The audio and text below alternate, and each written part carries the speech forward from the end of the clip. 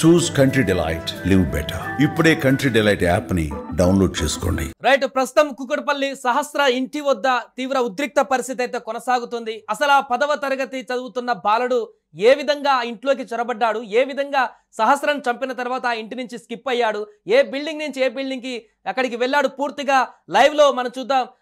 Suman TV news CEO Nirupama గారు అక్కడే ఉన్నారు. ఎక్స్క్లూజివ్ గా ఆ పిల్లోడు బాలుడు ఎక్కడి నుంచి అయితే ఆ జంప్ చేశాడో, ఆ బిల్డింగ్ మీద నుంచి ఎలా తప్పించుకున్నాడో పూర్తిగా కూడా ఎక్స్క్లూజివ్ గా అందించేందుకు సిద్ధంగా ఉన్నారు. ఒకసారి వారితో మాట్లాడి తెలుసుకునేటువంటి ప్రయత్నం చేద్దాం. నిరుపమ గారు, సో ప్రస్తుతం అక్కడ బిల్డింగ్ వద్ద పరిస్థితి ఏంటి, ఎలా వచ్చాడో 10వ తరగతి బాలుడు, ఏ విధంగా అక్కడి నుంచి వెళ్ళిపోయాడు?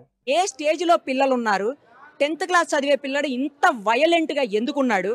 వాళ్ళ పేరెంట్స్ ఆమెమో అతని తండ్రి ఏమీ చేయడం తెలుస్తుంది, ఏ పని చేయడంట. తల్లి మాత్రం ఎక్కడో అంటే బయటికి వెళ్ళి ఇళ్లలో పని చేయటం కాకుండా హౌస్ కీపింగ్ అంటారు కదా, ఆ టైపులో పెద్ద పెద్ద అపార్ట్మెంట్స్లో హౌస్ కీపింగ్ ఉంటుంది. అలా హౌస్ కీపింగ్ చేస్తుందంట ఆవిడ. పైన 3rd ఫ్లోర్ పైన ఉన్నటువంటి పెంట్ హౌస్, పక్కనే ఉన్నటువంటి ఇల్లు, ఇదే బిల్డింగ్ లో నుంచి ఆ అబ్బాయి వచ్చి ఆమెను సహస్రాణిని హత్య చేసినటువంటి పరిస్థితి.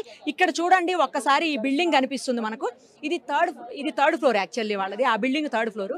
4th ఫ్లోర్ లో వాళ్ళు ఉంటారంట. ఆ 4th ఫ్లోర్ నుంచి ఆ అబ్బాయి 3rd ఫ్లోర్ లోకి వచ్చి 3rd ఫ్లోర్ లో నుంచి చాలా ఈజీ యాక్సెస్ ఉంది. ఒకసారి మీరు చూడండి, అక్కడి నుంచి ఇక్కడికి ఈజీగా జంప్ చేయొచ్చు. చిన్న పిల్లలు కూడా జంప్ చేసేదానికి అంత గ్యాప్ ఉంది, ఎందుకంటే ఎక్కడా కూడా పెద్ద ఎక్కువ గ్యాప్ ఉన్నటువంటి పరిస్థితి లేదు. సో ఈజీగా ఇందులోకి వచ్చేటువంటి పరిస్థితి. 4th లో నుంచి 3rd లోకి వచ్చి 3rd లో నుంచి బిల్డింగ్ లోకి వచ్చాడు అనమాట. వచ్చి ఆ తర్వాత ఇక్కడి నుంచి ఇటు సైడు ఆ అమ్మాయి వాళ్ళ ఇంట్లోకి వెళ్ళినటువంటి పరిస్థితి.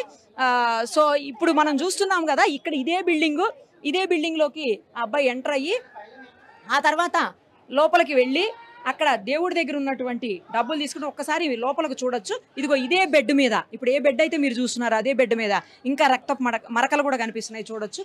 ఇదే బెడ్ మీద అమ్మాయిని చంపి పడేసినటువంటి పరిస్థితి. మొత్తం అమ్మాయిని ఫస్ట్ పీక నులిమి చంపేదానికి ట్రై చేసి, తర్వాత మళ్ళీ ఆ అమ్మాయికి బాడీ అంతా కూడా 18 చోట్ల గాయాలయ్యాయి. అంటే అన్ని చోట్ల పొడిచాడు అనమాట. తర్వాత నెక్ మీద కూడా పొడిచినటువంటి పరిస్థితి. మొత్తంగా బాడీ మీద దాదాపు 25 చోట్ల పొడిచినటువంటి పరిస్థితి. ఎంత ఘోరంగా దారుణంగా! ఆ అమ్మాయి ఎట్టి పరిస్థితులను బ్రతకకూడదు, బ్రతికితే మళ్ళీ తనకు ప్రాబ్లం అవుతుందేమన్న ఉద్దేశంతో చేసినటువంటి పరిస్థితి ఇది. ఇంకొకటి ఏంటంటే, ఆ పక్కన బిల్డింగ్ లో నుంచి వచ్చి చేసి మళ్ళీ కామ్గా ఇదే బిల్డింగ్ లోకి తిరిగి వెళ్ళిపోవటం ఇంకా అత్యంత దారుణం. చూడండి, అంటే అటు నుంచి రావడం ఇటు వెళ్ళడం ఇదంతా కూడా ఎక్కడా కూడా ఎవ్వరూ చూడలేదు. 5 రోజులైంది ఇప్పటికి. ఈ రోజు మాత్రం అది కూడా పోలీసులు టెక్నికల్ ఎవిడెన్స్ మీద ఆధారపడి, టెక్నికల్ ఎవిడెన్స్ తోటే ఈరోజు ఐడెంటిఫై చేయగలిగారు. అది కూడా అతను వాడేటువంటి ఫోను, అంటే ఆ పిల్లోడు ఫోన్ వాడతాడంట. సో ఆ ఫోను సిగ్నల్స్ని ఆధారంగా తీసుకొని, తర్వాత సీసీ కెమెరాస్లో ఫుటేజ్ని తీసుకొని, చుట్టుపక్కల మొత్తంగా 100 కెమెరాలు 100 సీసీ ఫుటేజ్లు తీసుకున్నారు పోలీసులు. మొత్తంగా 100 ఫుటేజ్ని సేకరించారు. అందులోంచి అనాలిసిస్ చేసి ఆ తర్వాత టెక్నికల్గా ఫోన్ సిగ్నల్స్ని ఆధారంగా చేసుకొని, ఆ తర్వాత మొత్తానికి ఎట్టకేలకు కేసు మిస్టరీని ఛేదించి అబ్బాయిని అరెస్ట్ చేశారు. తల్లిదండ్రులందరినీ కూడా ఇప్పుడు డీసీపీ ఆఫీసులో ఇంట్రాగేట్ చేస్తున్నారు. మొత్తం అందరూ అక్కడే ఉన్నారు. కానీ చాలా రూడ్గా బిహేవ్ చేస్తున్నాడు ఆ అబ్బాయి అని చెప్తున్నారు.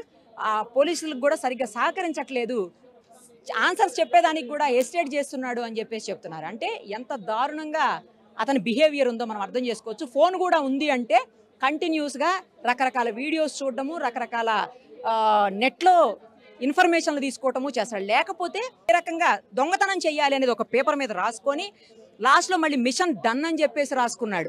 ఎలా రావాలి, ఎలా పోవాలి, ఎలా దొంగతనం చేయాలి. బిల్డింగ్ నుంచి ఈ బిల్డింగ్లోకి రావడానికి యాక్సెస్ ఈజీగా ఉండటం వల్లే, బిల్డింగ్ దగ్గరగా ఉండటం వల్లనే మెయిన్ అబ్బాయి లోపలికి ఈజీగా రాగలిగాడు. తిరిగి వెళ్ళిపోవడం కూడా మళ్ళీ ఇటు నుంచి వెళ్ళినటువంటి పరిస్థితి, ఎందుకంటే ఈజీగా రైలింగ్ కూడా ఉంది. ఆ రైలింగ్ని పట్టుకొని అటు వెళ్ళిపోవచ్చు. సో అదే జరిగింది ఇక్కడ ఇన్సిడెంట్. సో అది మొత్తానికి ప్రస్తుతం ఆ బిల్డింగ్ వద్ద ఏ రకంగా ఆ 10వ తరగతి బాలుడు ఎంట్రీ అయ్యాడు, సహస్ర ఇంట్లోకి ఏ రకంగా ప్రవేశించాడు, ఆ ప్రవేశించిన తర్వాత డబ్బుల దొంగతనం చేసేటువంటి ప్రయత్నంలో అడ్డుపడిన సహస్రాన్ని ఎలా మట్టుపెట్టాడు, ఆ తర్వాత ఎవరికీ కనిపించకుండా, ఎవరి కళ్ళల్లో పడకుండా, సీసీ కెమెరాల్లో కూడా దొరకకుండా చాకచక్యంగా ఈ బిల్డింగ్ నుంచి ఆ బిల్డింగ్కి ఏ విధంగా తప్పించుకున్నటువంటి వివరాలు కూడా ఇప్పుడు స్పష్టంగా చూసాం. మా CEO నిరుపమ గారు చూపించినటువంటి విజువల్స్లో ఎక్స్క్లూజివ్గా మనం అక్కడ చూసేటువంటి ప్రయత్నం చేశాం.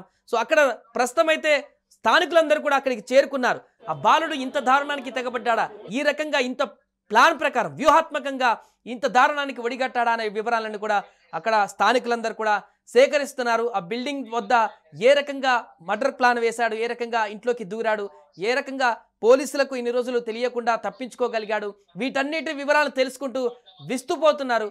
వారు చూసినటువంటి ఈ ఘటనని జీర్ణించుకోలేకపోతున్నారు. ఆగ్రహావేశానికి లోనవుతున్నటువంటి సందర్భం మనకు కనిపిస్తుంది. చాలా మంది స్థానికుల కాలనీ నివాసులందరూ కూడా అక్కడికి చేరుకుంటున్నారు. వారి ఆగ్రహం కట్టలు తెంచుకుంటుంది. 4 రోజులుగా వారికి నిద్ర లేదు. పక్కింటి వాళ్ళందరూ కూడా ఒక వేదన, ఇవన్నీ కూడా కొనసాగుతున్నటువంటి సందర్భం నెలకొంది. ఎవరు చంపారు సహస్రని పనులు కూడా వచ్చినటువంటి సందర్భంలో ఇప్పుడు మాత్రం ఎట్టకేలకు 10వ తరగతి బాలుడు చంపాడని బయటికి రావడం, ఆ బిల్డింగ్ నుంచి ఏ రకంగా ఎంట్రీ ఇచ్చి ఏ రకంగా తప్పించుకునేటువంటి వివరాలు కూడా స్పష్టంగా బయటికి రావడంతో ఒక్కసారిగా అక్కడ తీవ్రమైనటువంటి భావోద్వేగ సన్నివేశాలు అయితే కొనసాగుతున్నాయి ఆ కుటుంబ సభ్యులలో. సుమన్ టీవీలో మీ పర్సనల్ అండ్ బిజినెస్ ప్రమోషన్స్ కోసం కింది నెంబర్కి కాంటాక్ట్ చేయండి.